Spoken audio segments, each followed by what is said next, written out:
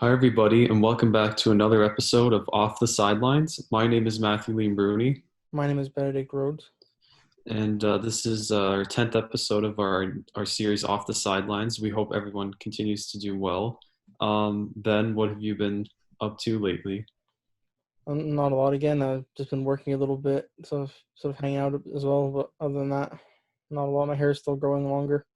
Use a haircut soon. But other than that, not a whole lot. What about you? Yeah, but I was just gonna say, I mean, hair salons are now open, so maybe you could get a chance to do that soon. Hope But so. yeah, but yeah, same thing. I've just been up to nothing recently, just trying to get through all this basically. And so sports are starting to come back. Um, Pretty much every league in the world, or in North America at least, and a lot of soccer leagues especially around the world, are starting to sort of announce at least plans to come back. And some are starting to come back. And one of those has been the English Premier League. We mentioned that last episode 9. This week, Liverpool officially clinched the title um, with uh, their first title in I think 3 decades, and their first ever Premier League title with Chelsea's 2-1 win over Manchester City on Thursday.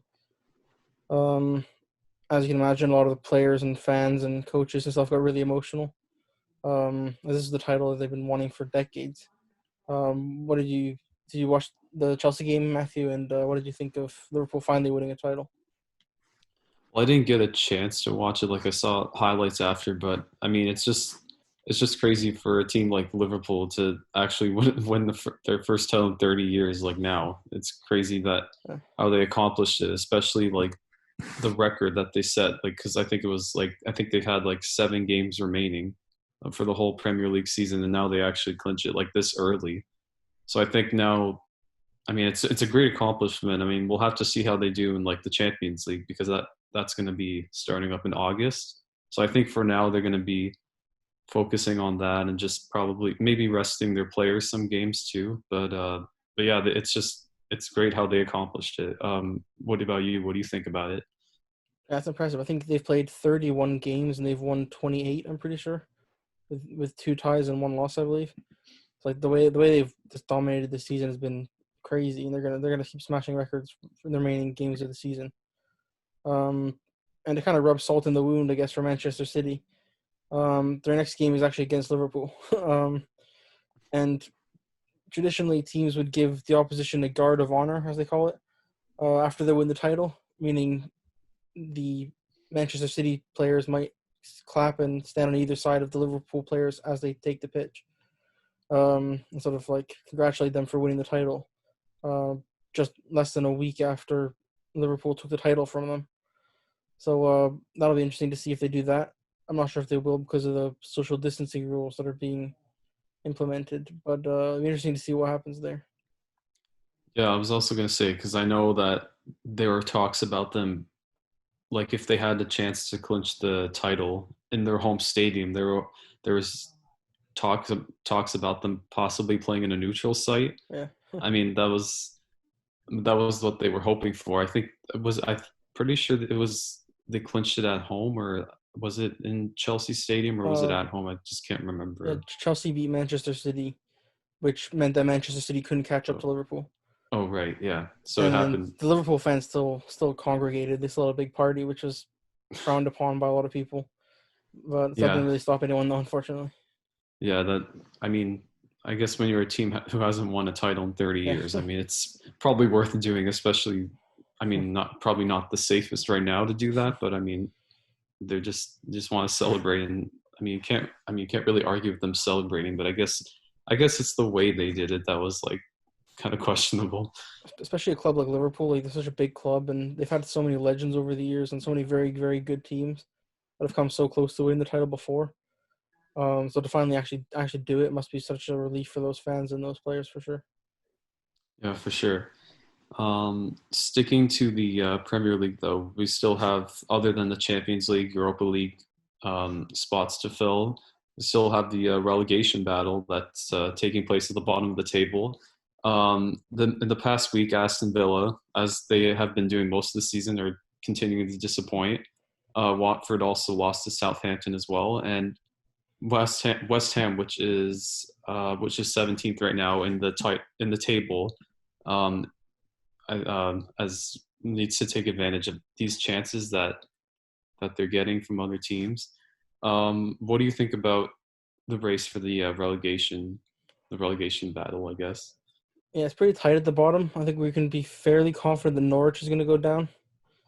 They're pretty far behind everyone else in terms of the table.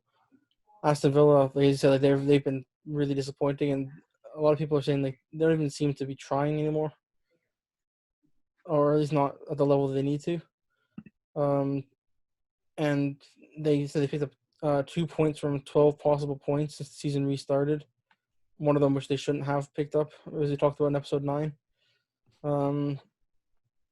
The Aston Villa, I think, are going to go down. I wouldn't be surprised at all to see them go down, to be honest. I know West Ham, you mentioned they start taking advantage of some chances they're getting. They have a game in hand over Aston Villa, although it is against Chelsea, who are in form at the moment. So it'll be interesting to see how West Ham do. But I think even if West Ham lose, they'll still be above Aston Villa on goal difference. So, uh, yeah, Aston Villa needs to start performing like right now, or else they're going to be in the championship next season.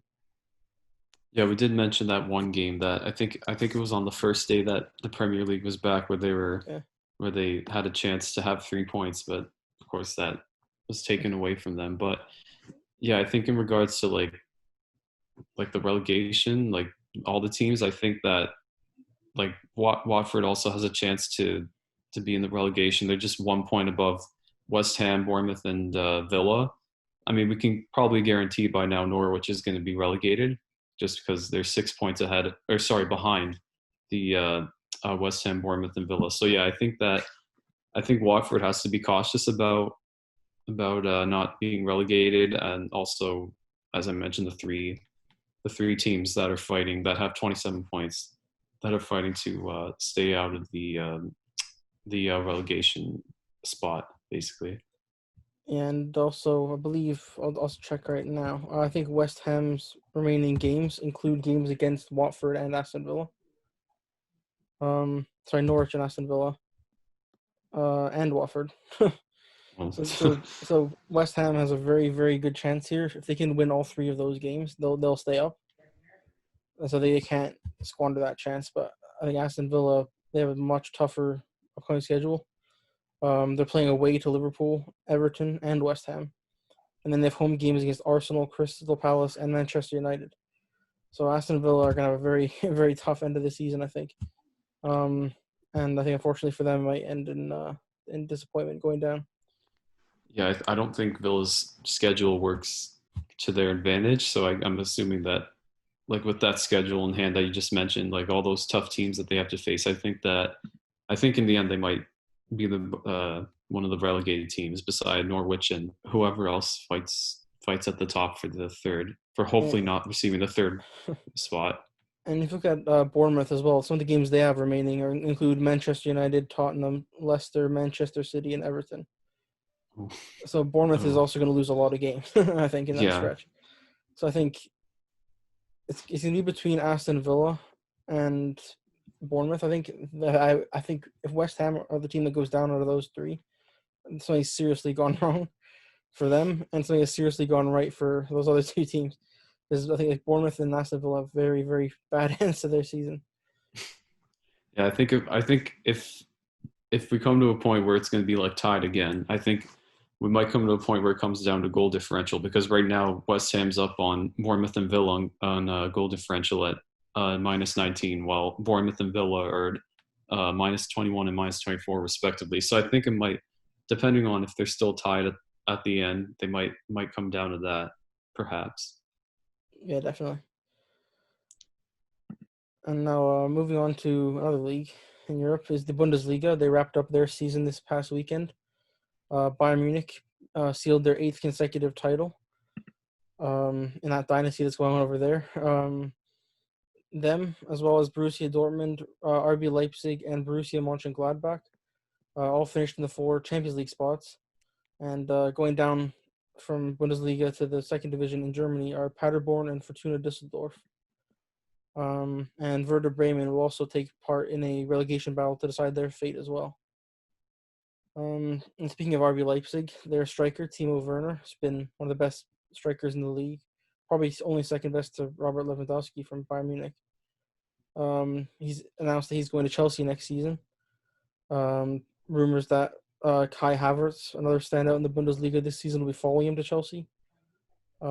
Chelsea reportedly offering £70 million for him. So I imagine he might end up in the Premier League next season. Chelsea are building a pretty respectable team now. And Robert Lewandowski as well finished the season with 34 goals in 34 games, cementing his place. I think is the best striker in the world. That's a lot of information to take in, Matthew. But what do you make of the end of the Bundesliga season? Yeah, well, I mean, of course, we knew Bayern after that win against Dortmund earlier. I think a couple weeks earlier in the season, we knew that at that point they were gonna win. They were gonna win the Bundesliga clearly. But yeah, I think they had a great season. Of course, I think that it was in between, like as I mentioned, them and Dortmund. But yeah, it's very. I mean, Bayern is a very exciting team with, as you mentioned, Robert Lewandowski and Alphonso Davies, of course, too. And like we also haven't seen them in the Champions League this year yet because they have, I think, 2 months to rest or 1.5 months to rest until the Champions League. So I think that they're going to be prepared well for that. And I think that, as we mentioned last week, I think we said that it's Bayern and everyone else in the Champions League, like competing for the title. So I think that, yeah, they're a very accomplished team. I mean, we'll have to see what happens in August, but yeah, they've definitely had a great season for sure. Again, they also have another cup final coming up on July 4th, I believe, is the DFB Pokal final. I think that's on July 4th, so they could win a treble over the next couple of months.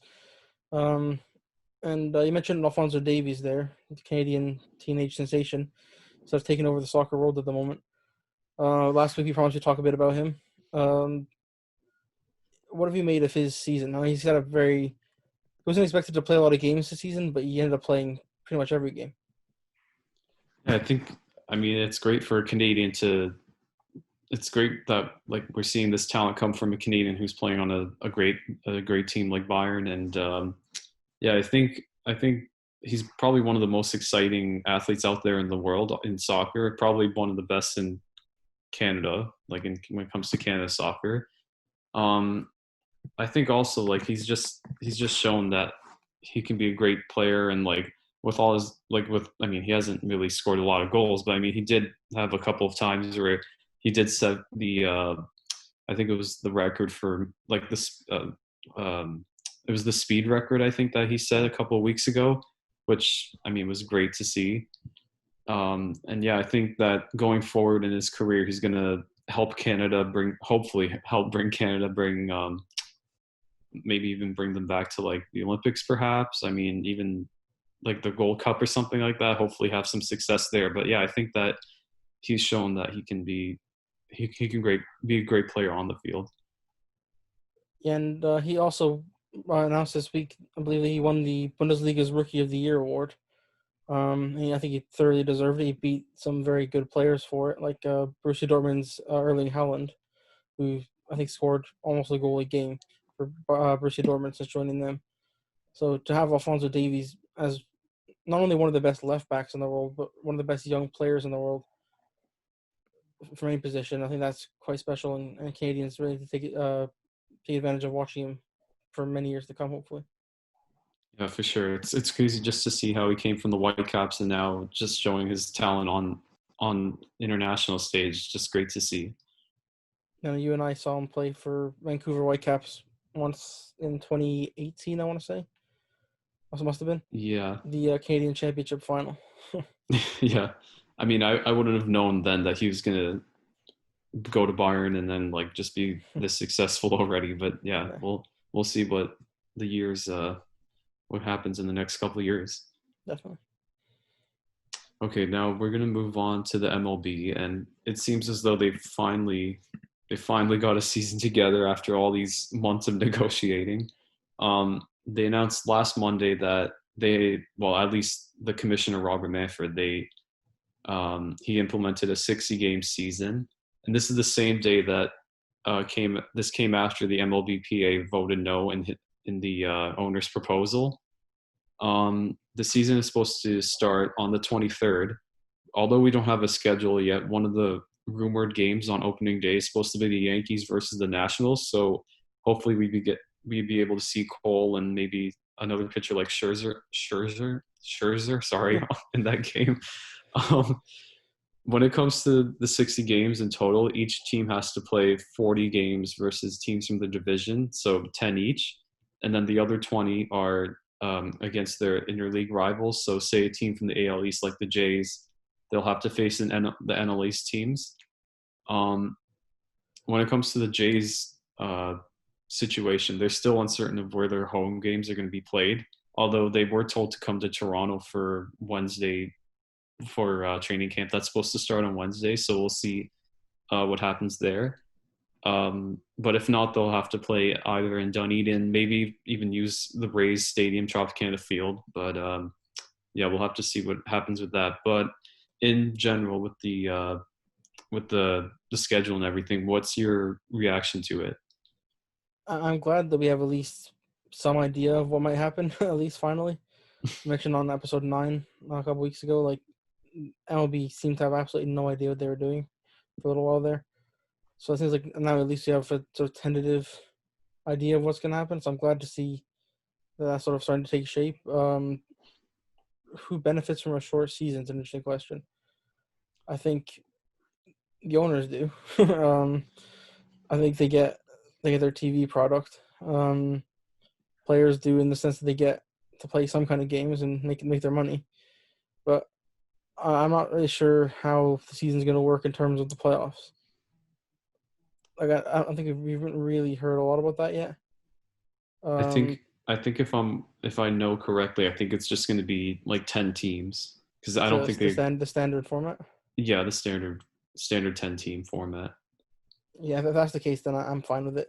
I hope they don't do some expanded playoff thing like the NHL has been doing.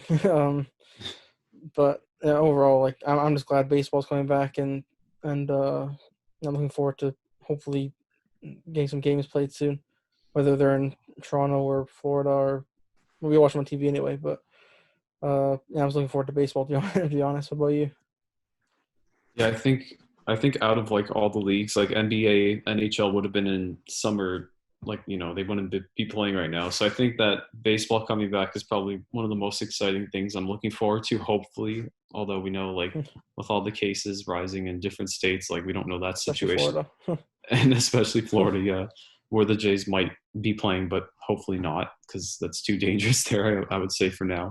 Yeah. But I mean, in regards to the schedule, like the season, like I think it's finally great that they got their stuff together and like they finally just agreed on like returning to training camps this Wednesday, Canada Day, and also I think the health and safety protocols. So at least they agreed on that sense because I mean I don't know about you, but I was worried that they would cancel the season and not even have any sort of season at all. So I mean that was kind of concerning, but I think overall it's great that we're going to get baseball back. It's going to be great to finally see the Jays, the boys of the summer. And also, I'm glad that, like you, I'm glad that they're sticking to the regular 10 team format for the playoffs. Because if we had 16 teams, we'd probably have like so many different like games to be played even before the World Series.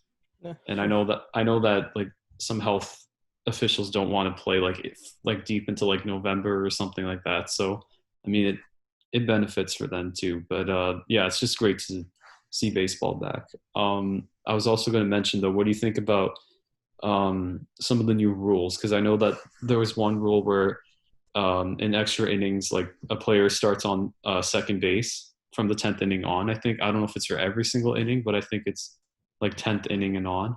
What do you think about that rule that they implemented? And that's one they've been talking about for a couple of years now, even before this pandemic. And now with a shortened season and sort of less possibility for playing double headers and sort of squeezing games in. There's no time to squeeze games in, so I kind of like that idea. Generally, I'm against the idea of a runner on second base, but in this shortened season, I don't mind them sort of trialing it. I kind of hope it doesn't continue when they get back to full seasons. But yeah, like I said, I'm fine with it for a condensed season where games just have to be played, have to keep being played. What about you? What do you think of that rule? Yeah, well, I think this is the season for them to test out new rules because I mean, with a shortened season, you get a chance to like test out new things. So I think for at least this season, it would be great to do. I mean, just to speed up the game, so we don't have to watch like an 8-hour game, for Yeah, example, or something that go to like 19 innings or something like Cleveland the Jays did a couple of Canada days ago.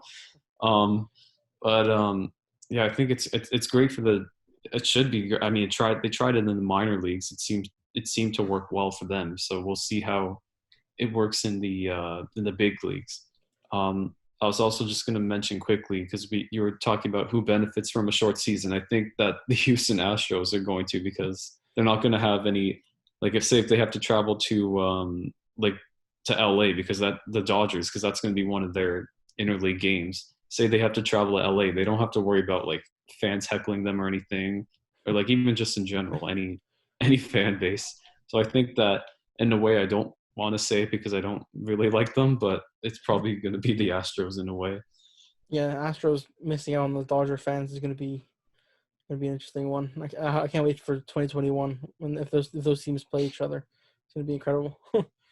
Yeah, definitely can't wait for that for sure. And it'll also be interesting, I think, to see how MLB uses like social distancing rules, whether or not they'll use expanded dugouts, maybe like sitting in the crowd, even like in the stands. So not everyone's crowded together all the time, and interested to see if they cut down on spitting. I think was one thing they were talking about, like players who spit on the field are gonna be told not to. Um, the Orioles are good at social distancing at the bottom of the AL East, of course. um, so it'll be interesting to see, yeah, like what other sort of factors will come into play when the season does resume. Yeah, well, hopefully everything will be close to normal at least when everything starts. And as you mentioned, like we'll have to see if players are going to be sitting in the stands just for them to social distance. I think even like in soccer they did it too, where Yeah, they had players sit in the stands. So I yeah, think the we'll see how. KBO isn't doing that. I think the KBO is just the Korean baseball organization is just having players in the dugouts as usual. Well, Korea is obviously in a much better position than places like Florida, for example. But Yeah, they yeah. definitely don't have to worry about like the huge rise in cases for sure, like 2 million plus.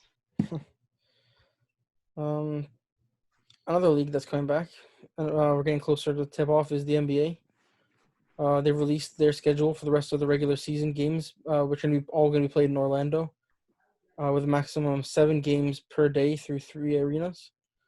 It all tips off on July 30th with the Jazz and the Pelicans, followed by the Lakers and Clippers, which is going to be a great game, of course. Regular season goes until August 14th with a possible play-in tournament for 8th seed that weekend, followed by the full playoff format.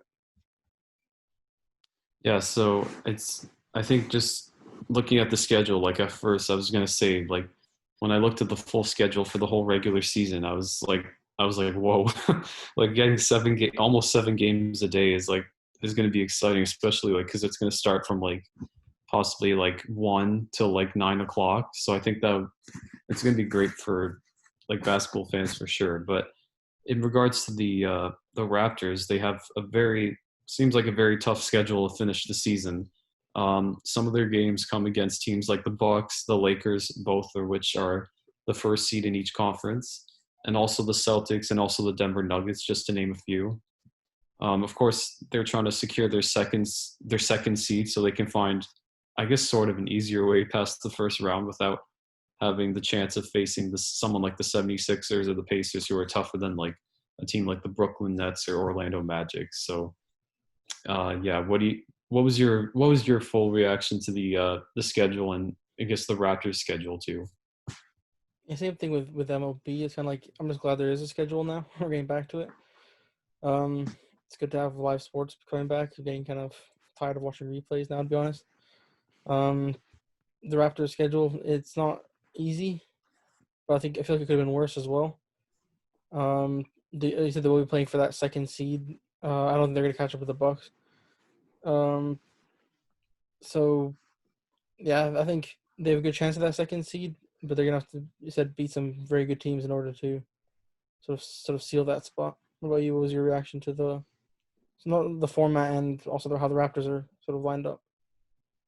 Yeah, like I said, I think it's great that we're gonna have like all day games. Like I think that's gonna be great for NBA fans and even just like sports fans in general who are hungry for some basketball and just sports in general. So I think it's gonna be great to be watching games all day. Also, the Raptors schedule in that sense, it's gonna be very tough as I mentioned some of the teams they're going to be facing before the playoffs. So, I mean, I think in a way it benefits them because it gets them prepared for the playoffs. And I think it will. Although they might not win, they might not have a great record in the regular season for the 8 remaining games. I think it's going to be sort of like a test for them just to see how they play out when the playoffs come. Yeah, you mentioned that's a good point about getting ready for the playoffs. Like, if some teams would have an easier schedule going into the playoffs, and they might not be up to 100%.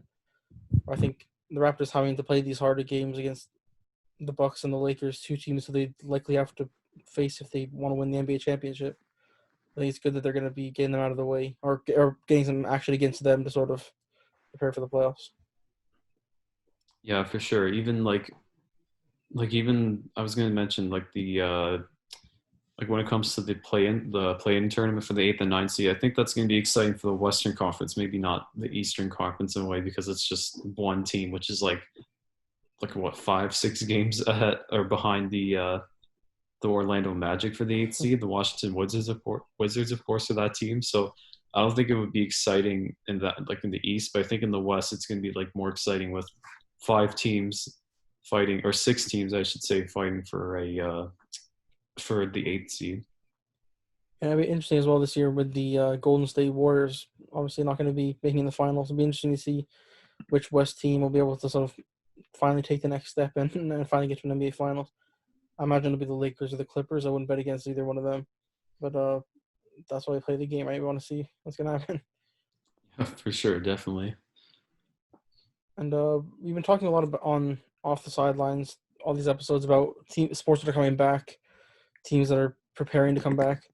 But there's one team here in the GTA here in Toronto, which will be making its debut later this year, which is the Toronto Six, the National Women's Hockey League team, which expansion team coming to Toronto this year. And they revealed their jerseys this week. I like them personally, but they do look a little bit like Ottawa Senators jerseys, like almost identical, two of the three, which has disappointed a lot of Leafs fans. What do you think of the jerseys, first of all, Matthew? Yeah, like you, I mean, I do like them. I mean, also, I would say that they do look like Sens Auto Centers jerseys in a way, which I mean, wouldn't be shocked that it disappoints Leafs fans. But I think they look great. I mean, especially I think just in general for like a team, an NWHL team to come to Toronto, I think it's great for the growth of women's hockey, like I guess in Canada and also for the U.S. too. But yeah, I do. I mean, I'm not disappointed with the jerseys. I like all 3 colors. I like all 3 jerseys, I should say. But yeah, I'm not disappointed with them, I should say. A lot of people don't like the third one, the white one. I like personally that's my favorite one. I think I might even get one if they're a reasonable price. But what do you make of that third one? Yeah, the white one looks nice. I think the red one really looks close enough to a Senators jersey. I mean, the white one does. I think the white one might be the best one um out of those 3 though. I imagine a lot of fans are gonna like that one as well because it's not a Sens jersey or like a Sens jersey. Like it's sort of the different one. I imagine that might be the one a lot of fans choose to buy. Yeah, yeah. I mean, probably those people want to stay away from the red ones just because someone will probably ask them, "Is that a Senators jersey?" And they'll be like, "No, it's a Toronto Six jersey." So, I think yeah, people will probably buy like the white jersey or something more than that one. And what do you think of the marketing overall? Like the name Toronto Six has been criticized a lot for being kind of like oh, Drake said 6-1, so why are we calling the hockey team 6? Kind of thing. Like, a lot of people don't like the name. What do you make of the marketing overall? And do you think it was the right decision to go with Sens colors over Leafs colors? I mean, I don't mind the name. I mean, it fits Toronto well, like Toronto Six. That's like one of the most popular names when it comes to the city of Toronto. So I'm not like disappointed with the name. I mean, they could have maybe added something else other than just six, something they could have added onto it somehow or something. But I mean, I don't mind it too much, personally. And But it's also the third team in the GTA now with a number as their name. We also have the Raptors 905 in Mississauga, who are the affiliate yeah, of the Toronto Raptors. And then we also have York 9 playing in the Canadian Premier League as well. yeah, it seems as though Toronto teams like using numbers like the area code 9 and 6 as well, and I mean even 905 for the Raptors too. So I guess people just like to stick to that. Yeah. In regards to the colors though, because you did ask like, did you mind like the red color? I think you asked if I'm Yeah. not wrong. Yeah. I mean, yeah, I don't have a big problem with it. I mean, if people don't want to, if Toronto fans don't want to buy it, then just stay away and probably buy a white jersey or the black one. Yeah. A lot of people have also in the team. I mean, has been marketing as like red is Canada's color, and I think that makes a lot of sense. And then the gold and black are sort of a bit of a variant on just red and white. So they just, I think, I don't think the Sens connection is a coincidence, but I also can understand why Leafs fans and other hockey fans might have thought it'd make more sense to make them blue and white. But I also do like that it's a bit different. Like, they're not going to be seen as like the female Maple Leafs. So in that sense, I think having a completely different identity is actually probably a good thing in a way overall. Yeah, for sure. It definitely shows like Canada's colors for sure. Um, okay, well now we're gonna move on to our last or our another topic, I should say. Sorry. We're gonna move on to the NFL. We're gonna focus on the Patriots because they've been in the news a lot in the past day. Um, First, they were punished for yet another scandal. Of course, it seems like they can't get away with any of their cheating. Um, the television crew was filming a game between the Bengals and the Browns as the Patriots were facing the Bengals next at that time, which I think was like around December or something. Um, the New England Patriots crew admitted that they were filming the sideline after being credentialed by the Browns to film for a series, which wasn't informed by the Bengals, or should I say, which wasn't approved by the Bengals. Um, the fines were they were fined yesterday $1.1 million, and they were also taken away a 2021 third round draft pick. And also for the same crew that was at that game, they won't be allowed to film anything during this possible NFL season. Do you think that their punishment was enough, or it could have been a lot more? Um, that's an interesting one because I think the actual act itself, that's probably a good punishment, like a monetary fine and a draft pick, and that's probably good enough. But because it's the Patriots and they just keep like the scandals pop up every single season, sometimes multiple times a season, I think the NFL needs to just do something to really sort of hammer home the fact that they can't keep doing this. And I think the longer that the NFL keeps doing the sort of minimum punishment, I guess, the more respect fans lose for the for the league, I guess. Whether it's maybe make him sit out the playoffs for 1 year or something, I don't know. I think they probably could have punished them a bit more severely because it was the Patriots, and but other than that, I think it was a fair punishment for the act itself. What about you? Yeah, I don't think that's enough in a sense. I mean, I don't other than like not including them in the playoffs. I can't really think of anything else that I would add to that. Um, Maybe a first round pick or something. yeah, like a third round pick is not going to hurt them. I mean, like a first round draft pick would definitely hurt them, but not a third round. But I mean, I don't think it was enough. Maybe like you said, they could have at least not included them in the upcoming playoffs or something like that. I mean, although it is the Patriots and they do seem to get away with everything nowadays.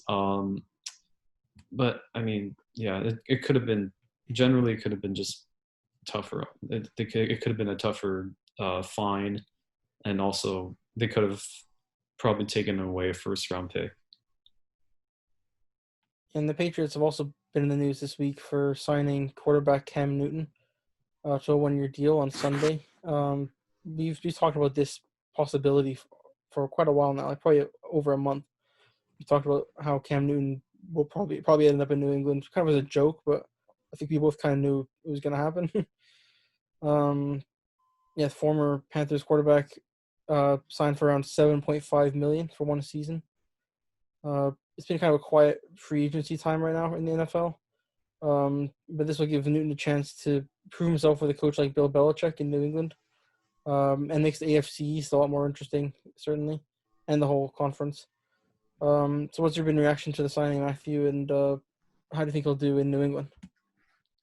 Yeah, first off, I gotta say sorry for Bills fans. I know that your friend Nick, who was in our first series of expansion team, is a Bills fan. So yeah, I gotta say sorry for Bills fans. But I mean, I think in general to the like my reaction to the signings, like I mean, first of all, it's about time because it's been like a couple months since he was like projected to go to all these teams. Like I think the Chargers are like one of the teams that was considered as signing for him. But I think I think him playing in New England, it gives him a chance to, as you said, prove himself, and also gives him also Bill Belichick a chance to show that he can win without Tom Brady, who's been at the quarterback for that team for 20 years.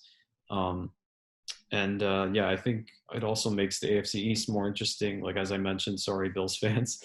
Um, I can't tell right now which team would be better. I think it's like 50-50 for the Bills in New England, but it definitely gives them a shot to win. I was definitely like just on the Bills like straight away, and then like now they signed Newton, and now it's probably a little more tougher for them. But yeah, what about you? What do you think, like in general, about it? I think you mentioned the Bills fans once again. Sorry, Bills fans. Um, the Bills were definitely looking like the sort of clear favorites, I guess, to win the AFC East. But the Patriots signing it on his day, like Cam Newton's an elite quarterback in this league. He's definitely a starting quarterback for quite a few teams in this league. Um, so replacing Tom Brady with Cam Newton puts the Patriots back in that conversation, I think, for AFC East winners. Um, Once again, sorry, Bills fans. uh, yeah, and I think if he can prove himself, and you said Belichick as well, proving that he can win without Tom Brady, I think Patriots could easily win this division again. Might have to get a couple more pieces as well, but I think they could still challenge the Bills, even if the Bills do look like they're going to have a very good team this year. Yeah, I think other than the AFC East, I think we have to ask like how they're going to do in the conference and as a whole. I think personally that the Chiefs and Ravens are still better than them, but I mean they have a chance to at least like probably make the playoffs, maybe win a wild card game or something like that. Um, but yeah, in that sense, like how do you think they would do in like the AFC conference as a whole? Yeah, I agree. I think the Chiefs and the Ravens, I think, are two teams that I think will be the ones battling it out for that Super Bowl spot. Um, I think if they can get past, I think the Bills and the Patriots are probably like numbers 3 and 4 are definitely up there. Um, for what's the wild card spot or something. So especially I believe they have an expanded wild cards next season as well. So I wouldn't be surprised to see them make the playoffs. Um, and then who knows how far they can go. It depends if Cam Newton can stay healthy, of course. Because if he doesn't stay healthy, then I think it's the Bills' division to lose, and the Chiefs and Ravens conference to lose. Yeah, I think it will definitely be interesting for a player like Cam Newton, who's been injured so many times in his career, to see how he proves himself with a franchise like the Patriots. And yeah, we'll just have to see how if hopefully there's a season this upcoming fall, we'll see how he does. But yeah, so we've been doing. I think it was one time where we asked a discussion or put out a discussion question for each of us to answer. And this week we decided to do a second one. I think this is the second one if I'm not wrong. Yeah, I think But so. yeah, so our discussion question this week is, should North American sports leagues like the MLB, NHL, NBA, and also the MLS, should they resume amidst surging COVID cases in the States? Ben, what do you think about that? I mean, the first North American league came back this week with the NWSL, the Women's Soccer League. Um, One team had to pull out of the tournament, the Orlando Pride, because I think 10 people in their team contracted COVID from a couple players going to a bar or something and then spreading it among the team. So think how small, like going to a bar for an hour could cause an entire team to pull out of a tournament. And if Orlando hadn't pulled out of the tournament, they might have spread it to other teams. So yeah, I'm not really sure. I think especially like every league seems to want to go to Florida for some reason. I know they have a lot of facilities there, but Florida is getting absolutely decimated right now by COVID. I think they've had like close to 10,000 cases for the better part of a couple of weeks now. Definitely in the 7, 8, 9,000 range. Um, so I want sports to start up again. I just don't know if it is the right time. But I think also if you don't do it now, when you're already planning to come back, then there's no point doing it at all. Just cancel every season basically. So they either have to come back now or wait till next year for all these leagues. Yeah, it'll be interesting to see what happens if more people keep contracting COVID, like athletes and coaches. I think it is a legitimate concern that these leagues won't be able to start again, especially the MLS and NBA who are going down to Orlando. Yeah, I was gonna say because you mentioned the NWSL started and a team had to forfeit out of the tournament. I was thinking like in a way like if any of these leagues resume, would we find ourselves having a team have like forcing themselves to be removed from a tournament or like a playoff a playoff format because of this? And I think that's something that I've thought about, especially with the NWSL that just started this past weekend. But I think like when it comes to like the MLB, they're in a situation where they haven't even started their season. Like they just played a couple spring training games, I think, for a month, while the NHL and NBA are starting up their playoffs, and maybe that might not be the most favorable thing for all fans and athletes too, because some just want to cancel the season, just wait until October. Um, I think in that sense, though, I mean, we don't know how, like, because people keep talking about a second wave and it might get worse in the winter. So I think that, like, in that sense, I would say like it would be better for them to finish now, and then possibly like if they can't start in October, November, December, whenever the NHL and NBA come want to start, I think they can just finish it out now and just make sure like know that they at least tried to tried to complete a playoff in a way.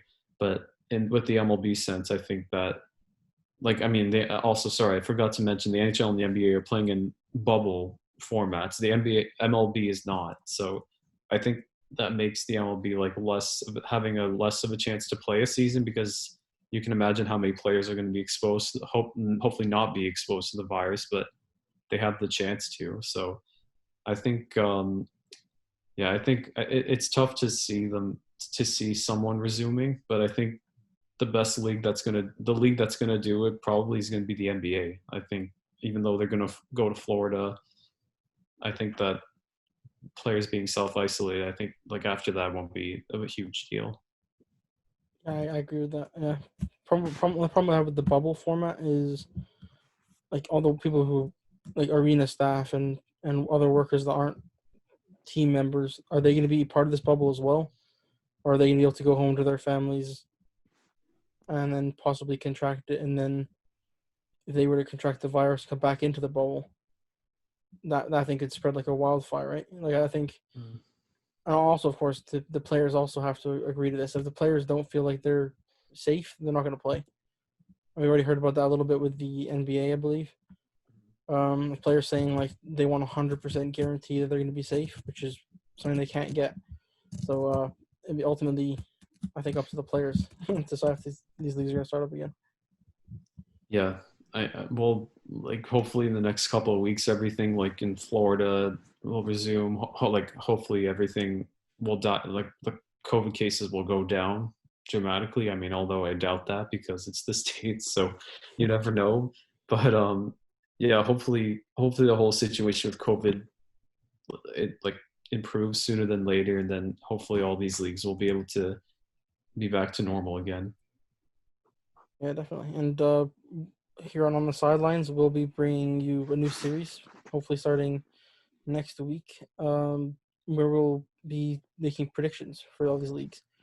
So including MLS, MLB, NBA, NHL, etc. Hopefully, maybe get some guests on as well. So stay tuned for that as well. Yeah, make sure to look out for that. And yeah, thank you guys for another episode of On the Sideline. Oh, sorry, Off the Sidelines. My name is Matthew Bruni. I'm Benedict Rhodes. Thank you guys for watching. We'll see you next time. Thank you.